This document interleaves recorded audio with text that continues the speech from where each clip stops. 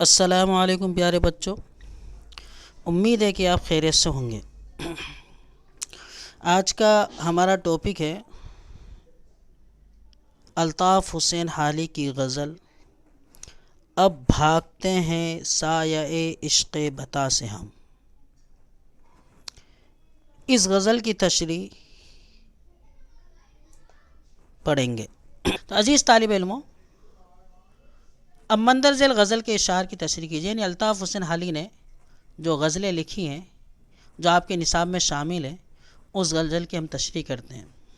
تو الطاف حسین حالی کی جو غزل ہے اس کا پہلا جو مطلع ہے وہ یہ ہے کہ اب بھاگتے ہیں سایۂ عشق بتا سے ہم، کچھ دل سے ڈرے ہوئے ہیں کچھ آسماں سے ہم۔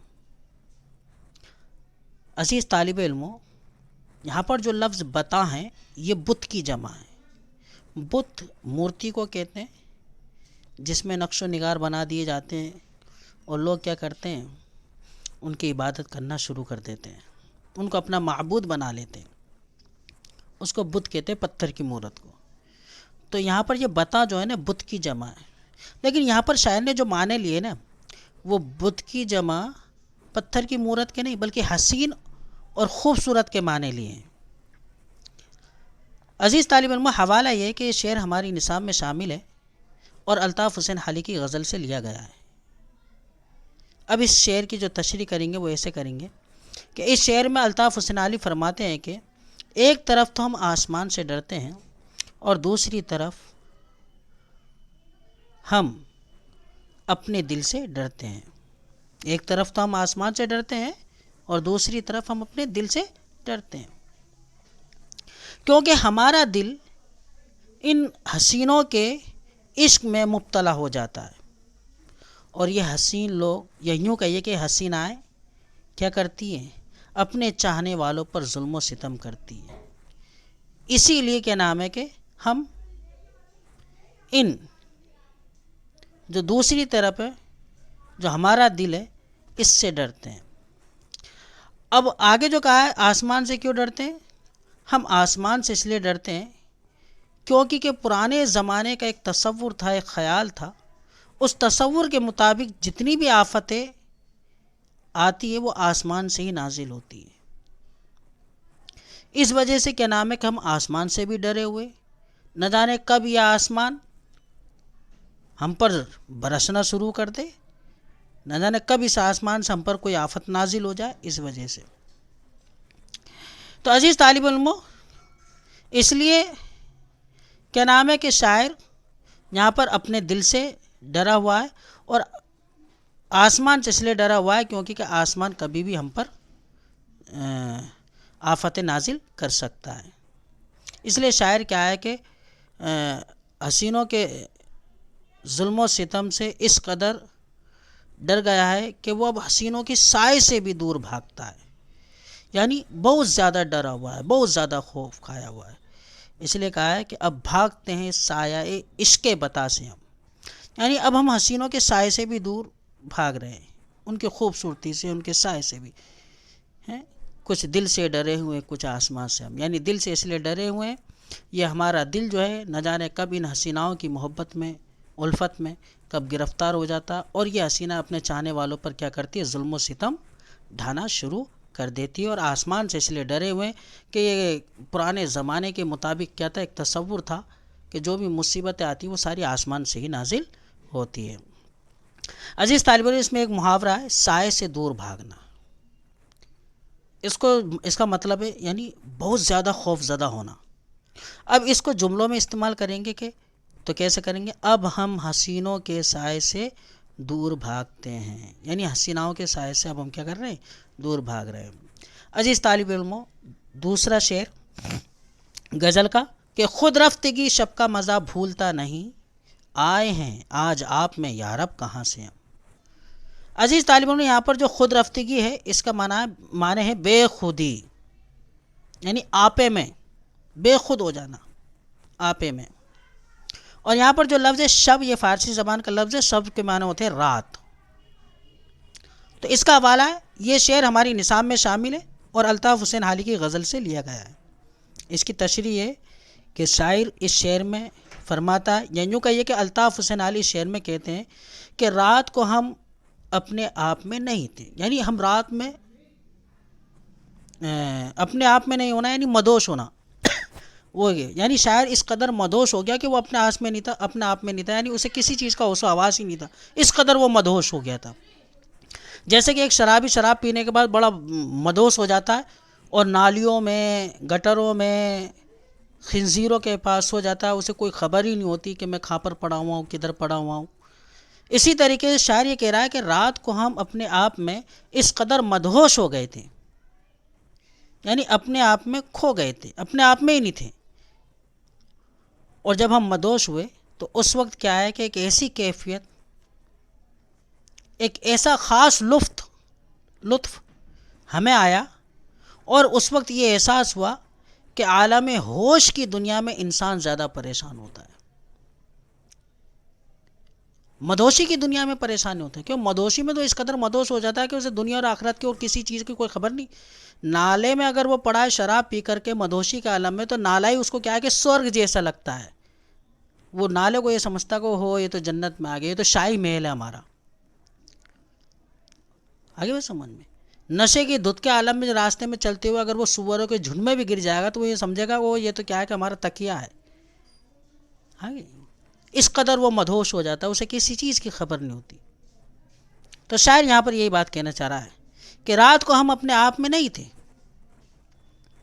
اور اس کیفیت میں ایک ایسا خاص مزہ آیا، اور ہمیں یہ احساس ہوا کہ میں عالم ہوش، یعنی ہوش کی دنیا میں انسان زیادہ پریشان ہوتا ہے، یعنی انسان ہوش میں جب ہوتا ہے نا، ہوش و حواس میں، تو اس وقت زیادہ پریشان ہوتا ہے۔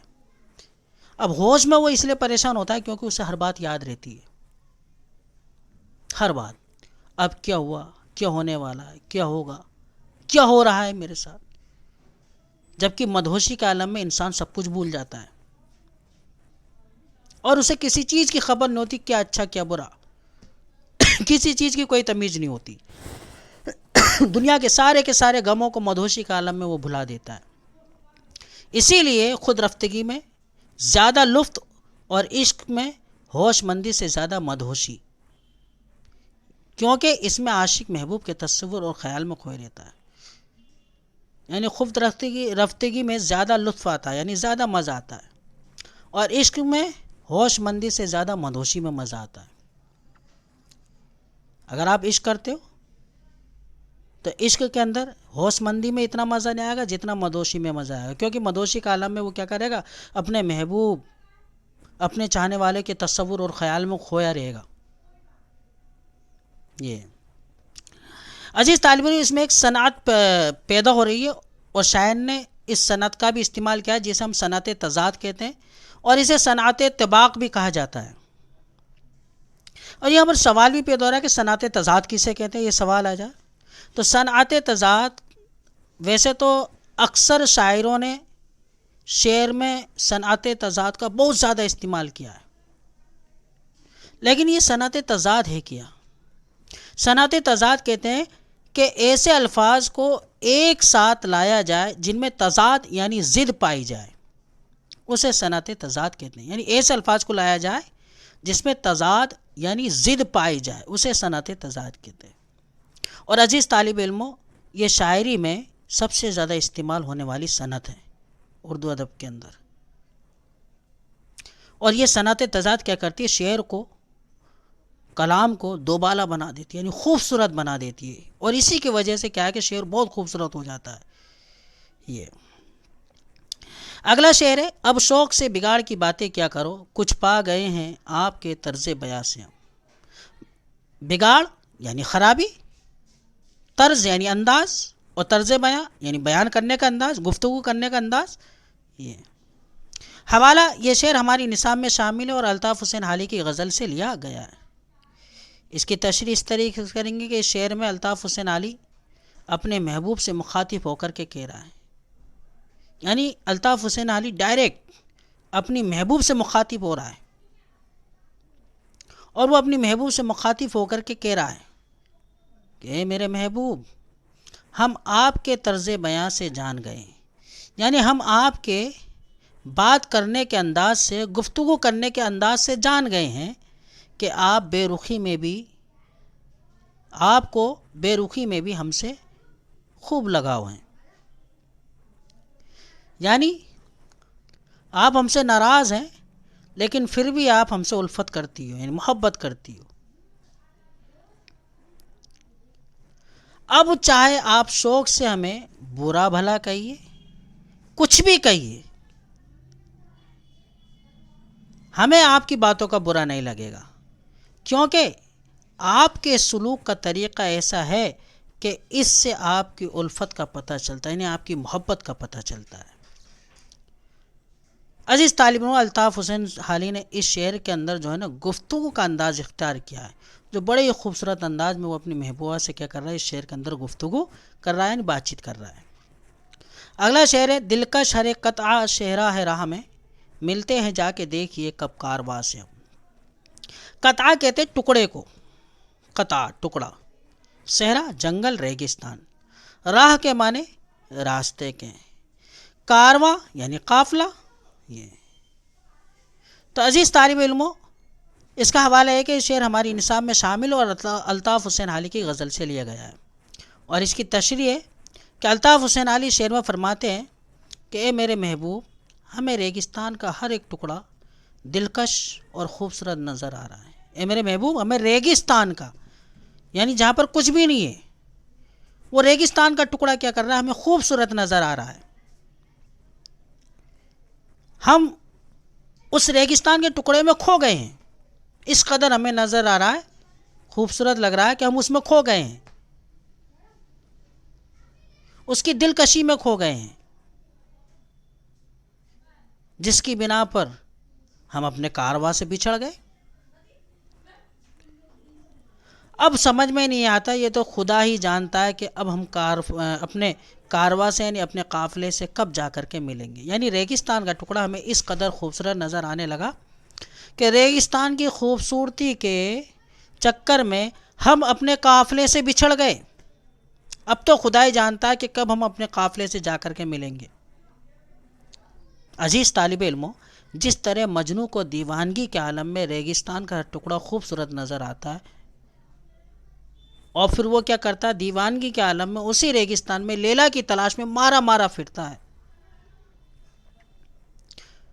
مطلب یہ ہے کہ ہر وقت منزل پانے کی تلاش میں خوبصورت راستوں سے منہ موڑنا بھی پڑتا ہے۔ اس شعر کا اصل جو مطلب ہے وہ یہ ہے کہ انسان کو ہر وقت اپنی منزل تلاش کرنے کے لیے، اپنے منزل مقصود پر پہنچنے کے لیے اسے خوبصورت راستوں سے منہ موڑنا پڑے گا، اور اگر وہ ایسا نہیں کرتا ہے تو یقیناً وہ اپنی منزل مقصود تک کبھی نہیں پہنچ سکتا۔ جو خواب، جو منزل اس نے،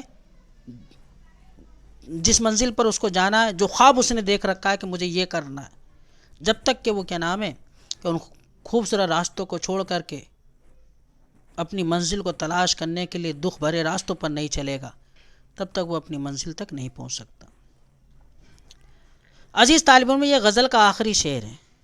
غزل کے آخری شعر کو کہتے ہیں مقطع، اور اس کے اندر کیا ہے کہ شاعر اپنا شاعرانہ نام استعمال کرتا ہے، اسے تخلص کہتے ہیں۔ تو الطاف حسین کا جو شاعرانہ نام جو تھا بیٹا وہ حالی تھا، یعنی جس کو ہم تخلص کہتے ہیں، اور اس شعر میں الطاف حسین حالی نے اپنا تخلص استعمال کیا ہے۔ لذت تیرے کلام میں آئی کہاں سے، یہ پوچھیں گے جا کے حالی جادو بیاں سے ہم۔ کلام کہتے ہیں شاعری کو، اور جادو بیاں یعنی انداز بیاں، یعنی بیان کرنے کا انداز، وہ انداز کہ جس کی باتوں میں کیا جادو ہو، یعنی جب وہ سامنے والا ہم سے باتیں کر رہا ہو اور اس کی بات اتنی پیاری لگتی ہو، اس کے الفاظ اس قدر خوبصورت ہو کہ بس سنتے ہی چلے جاؤ، سنتے ہی چلے جاؤ، اسے کہا گیا جادو، جس کی باتوں میں جادو ہو۔ تو عزیز طالب علم، اس کا حوالہ یہ ہے کہ یہ شعر ہماری نصاب میں شامل ہے اور الطاف حسین حالی کی غزل سے لیا گیا ہے۔ غزل کے آخری شعر مقطع میں الطاف حسین حالی اپنے آپ سے مخاطب ہو کر کے کہہ رہا ہے، اور وہ کہہ رہا ہے، اپنے آپ سے مخاطب تو ہو رہا ہے، اور مخاطب ہونے کے ساتھ ساتھ وہ اپنے کلام کی خود تعریف بھی بیان کر رہا ہے، اور کہتا ہے کہ اے حالی، تیرے کلام میں یہ لذت کہاں سے، تیرے کلام میں یہ لذت کہاں سے آئی؟ تیرے کلام میں یہ جادو بیانی کہاں سے آئی؟ یعنی شاعر سب کچھ جان رہا ہے کہ میں کیسا شاعر ہوں، میرے اندر کیا خوبیاں ہیں، پھر بھی وہ کیا ہے کہ جان بوجھ کر کے انجان بن رہا ہے۔ اس شعر میں الطاف حسین حالی نے بیٹا ایک صنعت کا استعمال کیا ہے، اور وہ ہے صنعت تجاہل عارفانہ۔ صنعت تجاہل عارفانہ یعنی جان بوجھ کر کے انجان بن جانا۔ یہاں پر بھی ایک سوال آتا ہے کہ صنعت تجاہل عارفانہ کسے کہتے ہیں؟ تو آپ کو اس کا جواب لکھنا ہے کہ اصطلاح میں کسی چیز کو جاننے کے باوجود انجان بننا تجاہل عارفانہ کہلاتا ہے۔ اصطلاح میں کسی چیز کو جاننے کے باوجود بھی انجان بننا تجاہل عارفانہ کہلاتا ہے۔ اور تجاہل عارفانہ کے جو لغوی معنی یعنی جان بوجھ کر کے انجان بننا، اور پھر وہ کیا ہے کہ اپنے آپ سے سوال بھی کرتا ہے، جان بوجھ کر کے جانتا ہے لیکن پھر بھی وہ سوال کرتا ہے۔ تو عزیز طالب علموں، یہ غزل کے اشعار کی تشریح ہو گئی ہے۔